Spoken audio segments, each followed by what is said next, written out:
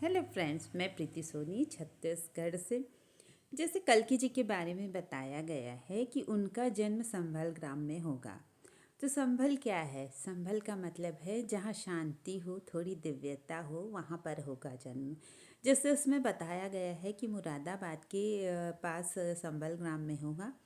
तो ऐसे पहले से कोई नहीं जान सकेगा कि कल्कि जी का जन्म कहाँ हुआ है। ऐसे तो सारे लोग वहाँ पहुँच जाएंगे, पूरी दुनिया के लोग, और सबसे पहले वैज्ञानिक लोग पहुँच जाएंगे कि देखें कल्कि जी के अंदर ऐसा क्या है जो इन्हें भगवान बनाता है। इसलिए इसे गुप्त रखा गया है और इनडायरेक्ट रूप से ऐसा बताया गया है। जैसे उनके पिता थे विष्णुदेव, विष्णु यश जैसे उनके पिता थे। विष्णु यश का मतलब क्या होता है कि वो भगवान विष्णु जी के परम भक्त रहेंगे और भगवान को मानने वाले रहेंगे। और बताया गया है ब्राह्मण कुल में इनका जन्म होगा। ब्राह्मण क्या होता है? वो जन्म से नहीं, कर्म से ब्राह्मण होंगे। ब्राह्मण किसे कहा जाता है? जिसे ब्रह्म का ज्ञान होता है, वो ब्राह्मण है। तो इनके पिता ब्रह्म को मानने वाले और जानने वाले होंगे। इनकी माता का नाम सुमति। सुमति यानी बहुत ही अच्छी बुद्धि वाली, बहुत ही शालीन महिला, और जिसे धर्म कर्म में जिनकी रुचि हो वो होंगी इनकी माता। और कल्कि जी स्वयं कैसे होंगे? तो भगवान जो रहेंगे उनको भी नहीं पता चलेगा कि वो भगवान हैं। वो भी, उनकी भी शक्तियाँ बंधी होगी कलयुग के टाइम में। जैसे हम और आप रहते हैं ना, बिल्कुल आम इंसान की तरह, बिल्कुल ऐसे ही भगवान भी रहेंगे। उनको भी सुख दुख सब कुछ मिलेगा, लेकिन एक जो बहुत बड़ी बात है वो होगी उनमें धैर्यता, दृढ़ता। धैर्य उनमें बहुत ही ज़्यादा रहेगा और दृढ़ता रहेगी हर बात के लिए। बिल्कुल भोले भाले रहेंगे। कोई भी जैसे भोला रहता है ना, तो उसको कोई समझता नहीं है, बोल देते हैं कि ये बुद्धू है, बुद्धू है। बिल्कुल सीधे साधे और शांत नेचर रहेगा उनका। और ऐसा है कि कोई भी उनको जो ऐसा रहता है ना, बिल्कुल शांत भोला भाला, जो किसी को परेशान नहीं करता, लोग उनको परेशान करते हैं, क्योंकि लोगों को तो इसी चीज़ में मज़ा आता है। तो कल्कि जी को भी कुछ लोग ऐसा परेशान करते होंगे, लेकिन एक बात, जो उनके साथ उनको परेशान करते हैं और उनके साथ जो गेम खेलते हैं, जो उनके साथ छल कपट करते हैं, वो एक बात भूल जाते हैं। अगर वो छल करते हैं तो कल्कि जी फिर क्या है? कल्कि जी का, भगवान विष्णु जी का, कृष्ण जी का एक नाम है छलिया। वो ये भूल रहे हैं कि वो जिसे बुद्धू समझ के परेशान कर रहे हैं, कभी वो भी उनको परेशान कर सकता है, और वो तो छलिया ही हैं, उनको तो सब जानते हैं। तो सोचिए, अगर आप किसी सीधे साधे भोले भाले लोगों को परेशान करते हैं तो आपके साथ क्या होगा? कोई भी कभी भी ऐसा करेगा तो फिर वो छलिया आके फिर बताएंगे सबको। तो वो बहुत ही शांत धैर्यवान रहेंगे। धीरे धीरे जब पॉजिटिव बढ़ती जाएगी, जैसा कि अभी हम देख ही रहे कोरोना काल के बाद से ही थोड़ी थोड़ी करके पॉजिटिव बढ़ती जा रही है। पॉजिटिव यानी दिव्य एनर्जी, जो ब्रह्मांड से कनेक्टेड एनर्जी है, जिसे हम कल्कि जी की भी एनर्जी बोल सकते हैं, वो धीरे धीरे बढ़ती जा रही है। तो जैसे थोड़ा थोड़ा सबको ज्ञान होता जा रहा है, जो अच्छे इंसान हैं ना, जो धर्म के राह पर हैं, उन लोगों को ज्ञान होता जा रहा है कि कुछ तो हो रहा है उनके साथ, कुछ उनके चक्रों में हो रहा है, कुंडलिनी शक्तियों में हो रहा है। ऐसे ही कल्कि जी को भी धीरे धीरे उनको भी फील होता जाएगा, और धीरे धीरे उनको पता चलेगा कि वो एक्चुअली में भगवान है। वो कोई आम इंसान नहीं है। लेकिन ये सोचिए, भगवान की कितनी बड़ी कृपा है, और भक्तों के कारण उन्हें क्या क्या नहीं करना पड़ता। भक्तों की वजह से वो संसार के सुख दुख सहने के लिए भी तैयार हो गए, है ना। वो कितने दयालु कृपालु हैं, और लोग कहने लगते कि भगवान ने हमारे लिए क्या किया। अब बताओ, इससे ज़्यादा भगवान और क्या कर सकते हैं? और भगवान दिखने में कैसे होंगे? ये तो उनके नेचर की बात हो गई। भगवान दिखने में बहुत सुंदर होंगे। गोरा रंग होगा उनका, क्योंकि अभी जितने तक के वो आए हैं धरती पे अवतार, सब सांवले रंग में थे। लेकिन कल की अवतार जो है, गोरे रंग के साथ होगा भगवान का। बड़ी बड़ी आंखें होंगी और एक दिव्य तेज होगा। भले ही वो जितने भी भोले भाले सीधे साधे लगते हों, लेकिन वो बहुत सुंदर होंगे, चेहरे से आकर्षक होंगे। और एक बात ये है कि वो हमेशा ही यंग रहेंगे। उनकी एज हमेशा, चाहे कितने भी एज के हो जाए, वो 16 से 18 के बीच में ही दिखेंगे। ये भगवान की बहुत बड़ी कहना चाहिए खूबी है ना। और एक बात फ्रेंड, उनको जो है उनकी चाल भी ऐसे अच्छी होगी जिनमें दृढ़ता होगी जिसे बोलते हैं, और उनके सिक्स पैक भी होंगे ना, जो आज के टाइम पे लोगों के रहते हैं।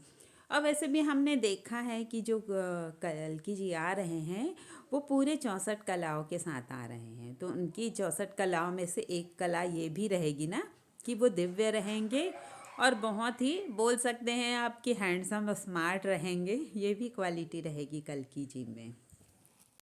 और उनको खुद को भी नहीं पता होगा कि वो भगवान हैं। यहाँ लोग बड़े बड़े दावे करते हैं कि हम कल्कि जी हैं, हम कल्कि जी हैं। तो अभी दुनिया में, कि संसार में, पूरे संसार में अभी किसी को नहीं पता है कि कल्कि जी कौन है और कल्कि जी कहाँ है। लोग चाहे कितने भी बड़े बड़े दावे करें, झूठी अफवाहें फैलाएं, पर कोई नहीं जान सकता अभी भगवान को। भगवान को तो सिर्फ वैसे भी वही जान सकता है जब भगवान जिसे बताना चाहें कि मैं भगवान हूँ, वरना तो कोई नहीं जान सकता। तो ये खोखले दावे तो झूठे हैं। और एक बात, उनको देखकर या वो किसी को बताने नहीं चाहेंगे कि वो भगवान है। वो तो भक्तों को अपने आप पता चल जाएगा उनके तेज से कि यही भगवान है, यही हमारे परम पिता परमेश्वर हैं। जैसे वो राजा जनक की बात आपको याद है, जब सीता माता का स्वयंवर हुआ, तो जब उन्होंने राम जी को देखा, तो जो राजा जनक हैं वो ब्रह्म ज्ञानी थे, मतलब वो ब्रह्म को मानते थे, निराकार भगवान को। तो जब वो राम जी को देखते हैं तो उनको क्या लगता है पता है, कि जो मेरे निराकार भगवान हैं, जो मेरे निराकार ब्रह्म हैं, वो साकार रूप में आ गए। मतलब राजा जनक को भी खुद ही पता चल जाता है कि ये सर्वेश्वर प्रभु हैं, परमात्मा है, यही सब कुछ है करके। उसके बाद उनको पूरी तरीके से भगवान का ज्ञान हो जाता है। आपने भी तो राजा जनक के बारे में बहुत कुछ सुना होगा ना।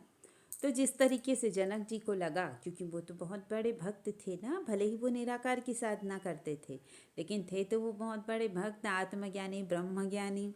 तो जैसे उनको पता चल गया ना, वैसे ही उनके भक्तों को भी पता चल जाएगा।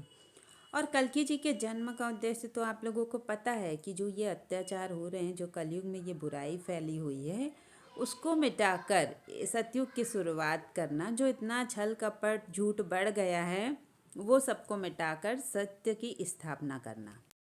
वो आएंगे और देवी पद्मा के साथ उनका विवाह भी हो जाएगा, लेकिन उस समय भी उन लोगों को नहीं पता होगा कि वो भगवान हैं। लेकिन देवी पद्मा जो हैं बचपन से शिव जी की जैसे भक्त रहेंगी, तो वो भगवान को पहचान लेगी, या उनको ऐसा फील होगा कि इन्हीं के साथ मेरी शादी होनी चाहिए, मेरा विवाह होना चाहिए, इनके अलावा कोई भी दुनिया में खुश नहीं है मेरे लिए।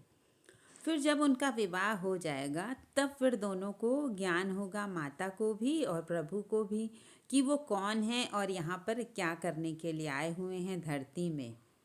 तो इस तरीके से उनके पूरे जीवन की लीला चलती ही जाएगी। और जब वो दोनों का विवाह हो जाएगा, तो माता जो है करुणामयी है ना, वो पूरे संसार के लिए करुणा करेंगी, करुणा रखेंगी।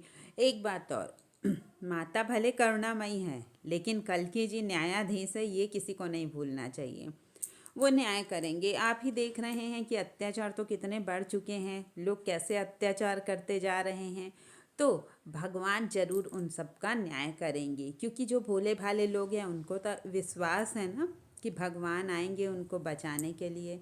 तो ये भोले भाले लोगों का विश्वास कायम करने के लिए, और इनकी जो भक्ति है, इनकी जो निष्ठा है, उसके कारण ही तो भगवान धरती पर आ रहे हैं।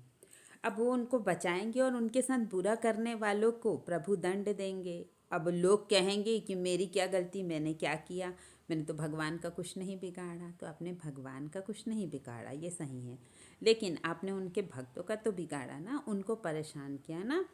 तो आज से ही सुधर जाइए। जो भी आपको सीधे साधे लोग लगेंगे, वो वास्तव में सीधे साधे लोग नहीं हैं, वो भगवान के भक्त हैं। वो बिल्कुल ऐसे शांत दिखाई देते हैं, क्योंकि उनको ज़्यादा कुछ मतलब नहीं है संसार से। जिनको आप बुद्धू समझते हैं ना, वो कोई बुद्धू नहीं है, वो वास्तव में बुद्ध हैं। और उन्हीं लोगों का टाइम आने वाला है। अभी तक के क्या था, छल कपट करने वालों का, कपटी लोगों का टाइम चल रहा था ना, लेकिन अब धर्म का टाइम चलेगा। अब कल्कि जी की सत्ता आएगी, कल्कि राज आएगा, जैसे राम राज्य आया था वैसे ही अब कल्कि राज आएगा। तो फ्रेंड्स, अभी भी दूसरों को सताना बंद कर दो, किसी का मजाक उड़ाना बंद कर दो, क्योंकि कोई बुद्धू नहीं है।